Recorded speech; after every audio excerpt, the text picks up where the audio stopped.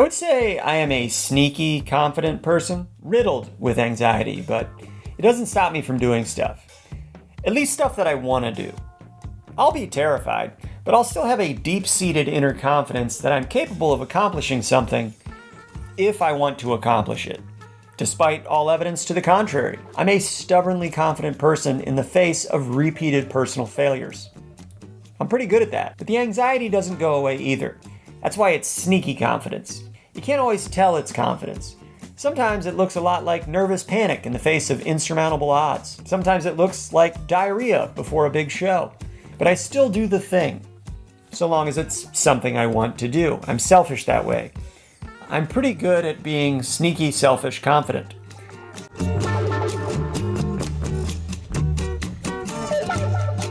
Confidence is important in stand-up.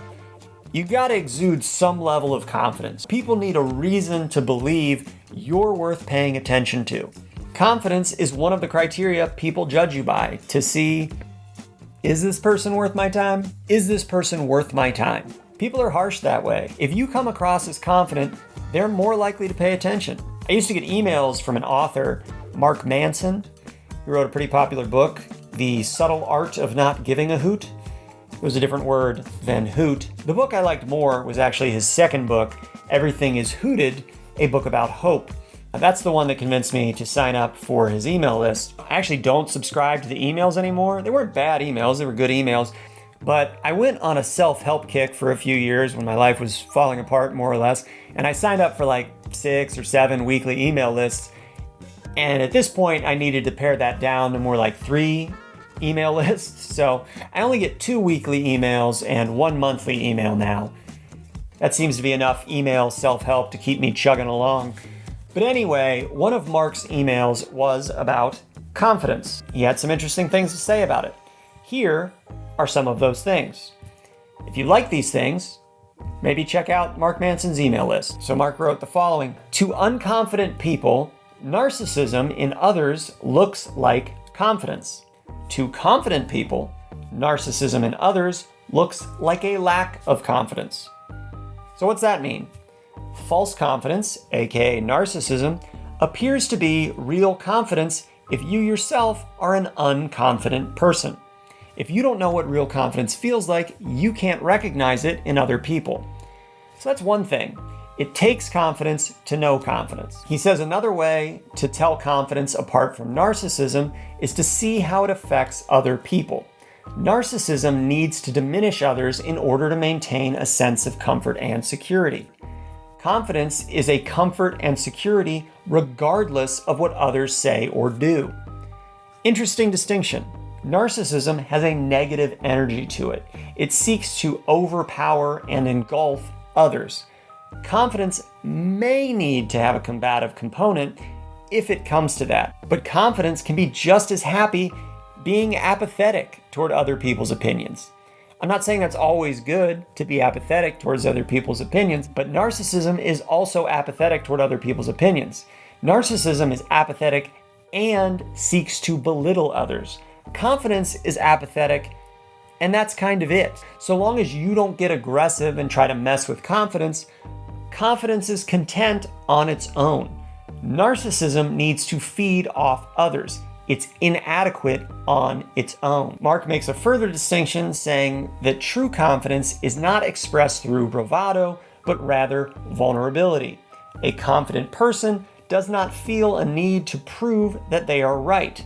Rather, they're simply comfortable in the fact that they may be wrong. So confidence is confident that it has a reasonable answer and approach to the question or situation, but confidence is not the same as overconfidence.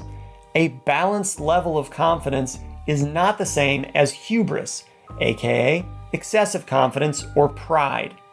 Confidence can say, I'm taking a stab at this. This is my educated guess. But confidence also doesn't get all bent out of shape when it turns out it was wrong. Errors are still acceptable to true confidence. It's easy for stand-up comedians to tip over into hubris or narcissism. You can end up with too much of a good thing, hubris, or end up directing your confident energy out at a weaker opponent in the audience to try to boost yourself up. Hubris is too much confidence. Narcissism is fake confidence that tries to bully other people. You want to have the Goldilocks version of confidence on stage, the level of confidence that's just right. You're holding court, sharing ideas and stories and opinions that are worthy of being shared, but you're not being a dick about it. And the audience is going to try to buck you.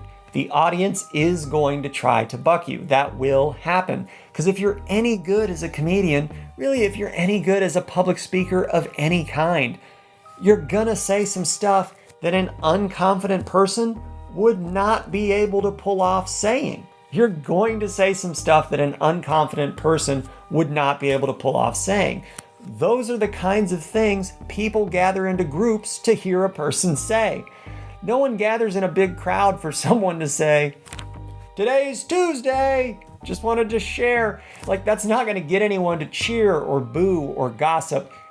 People just aren't going to care. Public speakers, we've got to say some stuff that's worth saying, some stuff that's worth hearing. It's got to be a little exotic, a little controversial. So you'll say something and people will react to it. They might pull back and get quiet. They might get a little rowdy, clap back at you. They might gasp or groan. They might shake their head in protest. How are you going to handle that, Captain Confident? How are you going to steer the ship when they don't always laugh at your little skits the way you expect them to? You have to take them into account without losing yourself in the process. You have to avoid a mutiny and get everyone to agree you're the right one for the job of continuing to steer the ship. There's no set way to do that.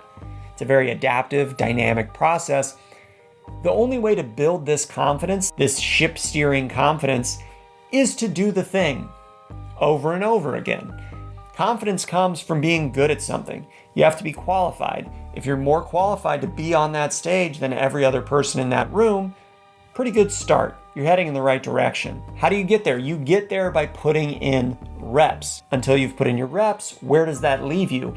Well, you got to be a little bit of a narcissist. That's how everyone starts out in stand-up comedy. You're not more qualified to be on that stage than anyone else. You do have a false sense of confidence. Oh well, hopefully, with practice, you can turn your pathology into a virtue. What about when you get really good at stand-up comedy and you know what it's like to crush a room for 30 minutes or an hour or whatever? There's still always an ever-present danger of being overconfident or narcissistic. Never goes away. You can always think you're better than you are or more important than you are. Comedy is dynamic. Just because you knew how to ride the bull yesterday doesn't mean you can do it tomorrow. Tomorrow, different bull.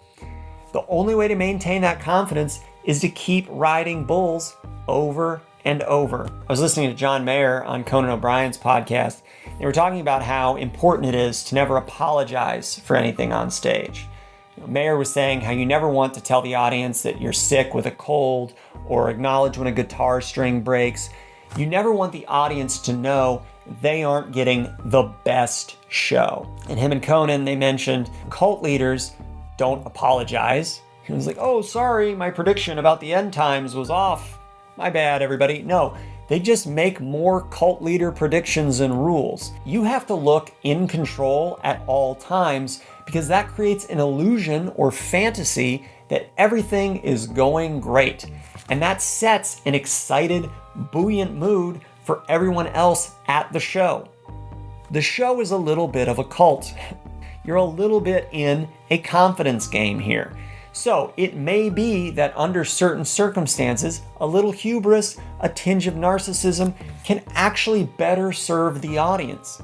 Even if you are a fraud in some ways here and there, maybe the audience doesn't need to be hip to that fact so long as you have some true confidence and ability in some areas of the performance. Maybe there is a little room for faking it until you make it in the biz. In summary, always be working toward and aiming for true confidence. Confidence that you have earned from putting in the time and effort. But for the sake of the audience and the show, sometimes you got to put on a bit of a show that maybe isn't fully based in reality. So put your best, most confident foot forward without hesitation. Don't apologize for any missteps until you've gotten off stage. And then off stage, Go back to being an anxious, paranoid mess. That's fine. Do that in your real life. No worries. It's fine. That's just your real life. Who cares? But don't let on that that's what's going on while you're performing. Hide the diarrhea. On stage, it's all confidence. Off stage, hide the diarrhea. But don't let on that that's what's going on while you're performing. Hide the diarrhea. Hide the diarrhea.